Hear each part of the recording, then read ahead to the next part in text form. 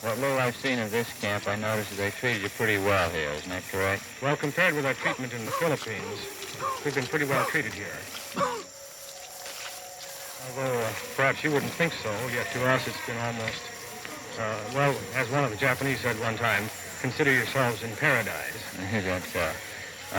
What happened in the Philippines in particular that makes you say this treatment you're getting here is much better? Was the brutality very severe there? Well, after the Death March into Bataan, we could stand almost anything.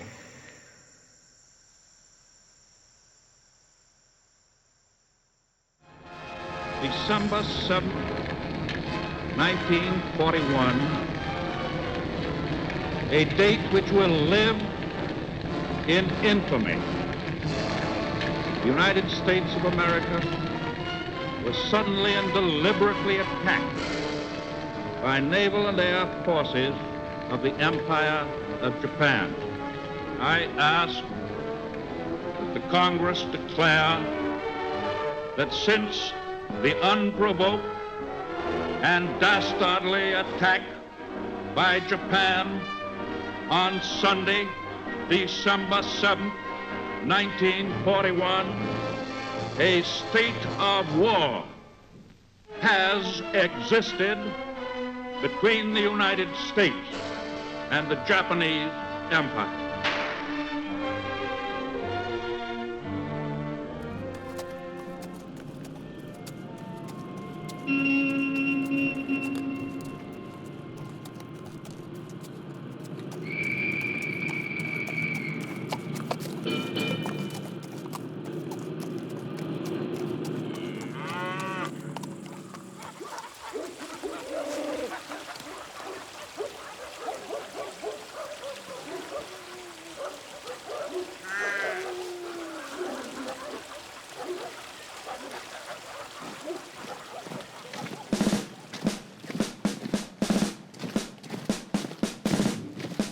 On the 10th of December, we were having our lunch. Just about the time it was to be served, the alarm went off. And then all of a sudden, I could hear the anti-aircraft guns going off. And as I looked over there, a beautiful formation of planes was flying in that direction. And that was when I ran on down into the paint locker and I said, "The bombs are coming." And sure enough, within seconds, they started to hit. The first Japanese airstrikes in the Philippines happened within 10 hours of the attack on Pearl Harbor, and they wiped out the American Air Force in the Philippines. And this had a knock-on effect. It meant that the American fleet no longer had any air cover, and it had to pull back from the Philippines. It was essentially just going to be those men on the ground who would defend the Philippine Islands from the Japanese. U.S. forces in the Philippines only numbered about 25 to 30,000 servicemen. But there was also a large Filipino contingent, more than double the size. And in fact, it grew pretty rapidly in early 1941 as we moved towards the war. Pride of Douglas MacArthur and of President Quezon is the model Philippine Military Academy, whose 400 cadets, the best of the island's youth, must live for 4 years like West Pointers before being commissioned second lieutenants in the new and growing Philippine Army. The Philippines in the 1940s was a highly cosmopolitan society. Manila itself was a very old city that had been created by Chinese and Spanish and local Filipino influences. But surrounding it was a very, very rural area. And then beyond that, there were large parts of the Philippines that were jungle, relatively lightly populated, not a lot of infrastructure. It's a very big place with an awful lot of islands.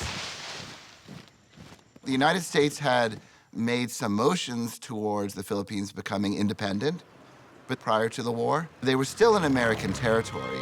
6 years ago, when Congress voted full and unconditional independence for the Philippines to take effect in 1946, Manuel Quezon journeyed to Washington for an event which was his greatest personal triumph.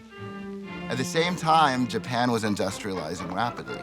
But unlike the United States, Japan didn't have sufficient natural resources. But acquiring those resources also meant creating these long, exposed supply chains. and went all the way across the South China Sea. And to do that, they really needed the Philippines. From the heart of Japan, the Philippine archipelago was only 1,500 miles distant. Lying directly in the path of a Japanese southward thrust, the Philippines were an obvious target if war should come. The Japanese invaded the Philippines in mid-December 1941. They landed on a number of islands, and General Douglas MacArthur immediately tried to concentrate American troops around Manila on the island of Luzon. That was our mission, to hold Bataan as much as we can so that the Japanese army cannot go and enter Australia. They were pushed backwards relatively rapidly into the Bataan Peninsula and the island of Corregidor. They were supposed to send the fleet loaded with supplies and ammunition and replacements and reinforcements. But the fleet was at the bottom of Pearl Harbor. And they began to be pushed backwards further in February and March, and it became clear at the beginning of April that they wouldn't be able to hold out. I tried to escape. Well, hiding out wasn't doing me any good because I was starving to death. And so I made up my mind that I was going to surrender, but I wasn't going to surrender to an individual soldier. They took me then to a Japanese commanding officer who questioned me through an interpreter, obviously. And then through the interpreter, he asked me, he said, "Do you expect to live under these conditions?"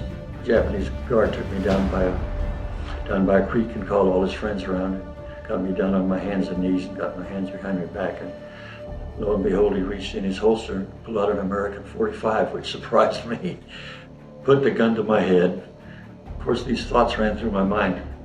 I've lived 22 years of the best life I could lead. I had the best family, best food. I'd rather live 22 years. Well, at any rate, he pulled the trigger, and all there was is a click.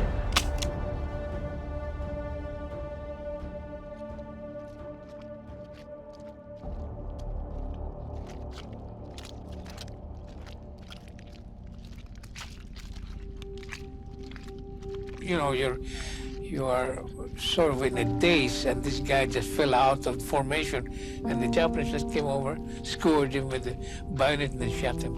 Then they just kick him into a ditch.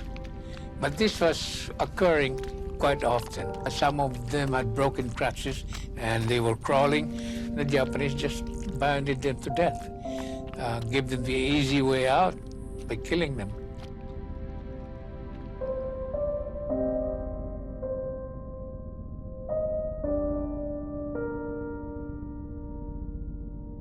I asked my mother, "What did Dad do in the war?" And all she would tell me was, "Your father was in the Bataan Death March." I remember one specific night he was talking and he said, "I pulled him up on my lap. He had been horribly wounded and he was crying. And I sat there and I held him in my lap and I ran my hands through his hair. And all this young man would do was cry for his mama.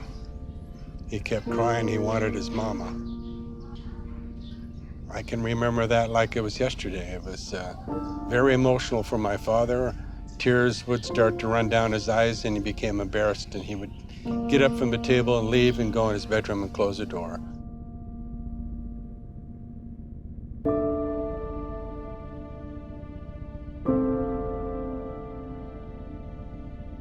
When I come down in the morning for breakfast, almost always the first one down, and I want to put up water, my instant coffee. So I pour out the old water. Excuse me. And every time I wonder how many of my friends could have saved.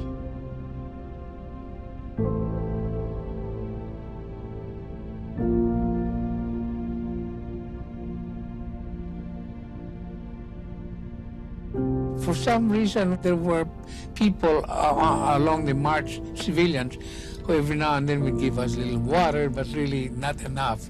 Give us a little food, but was really nothing much to sustain us for the march. Now, the soldiers are marching on the street. Then they asked the civilian, said, join. Kura, kura, kura, said the Japanese. It means we have to join the Death March. So we were now in line. We were around 10,000. We were included. We carry our small brothers and sisters. Along the way, when you reach your hometown, you go home. But it took us 3 days and 3 nights to reach Balanga, to reach our house. When we found out we have no more house, it was burned.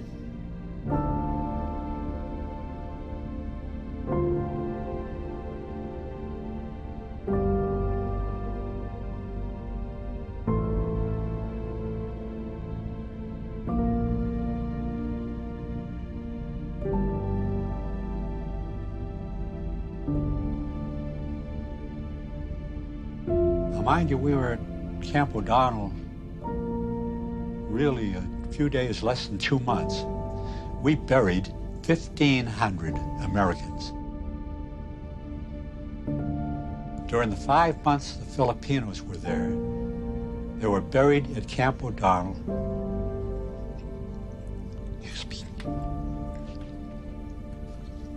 26,000 Filipinos.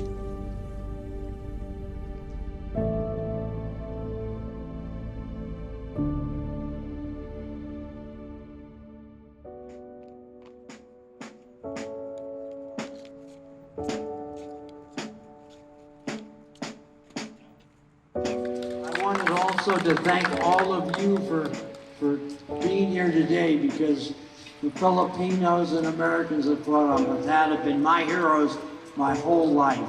DC3, Dominado Bautista. ST3, Tommy Bautista.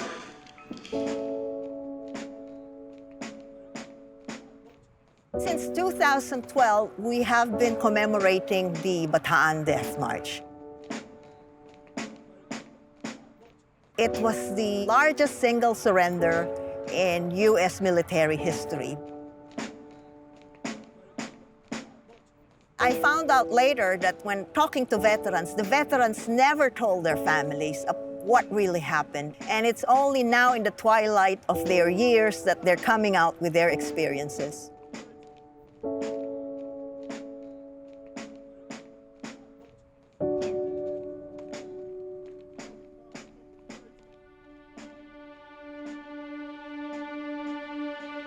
For Filipino Americans, it's important that they learn the legacy of their World War II ancestors, especially the soldiers, because they sacrificed so much. When war was declared by the United States against Japan, the ravages of war did not come here to the continental United States. It was fought in the Philippines. The Bataan Death March is not highly remembered in American society.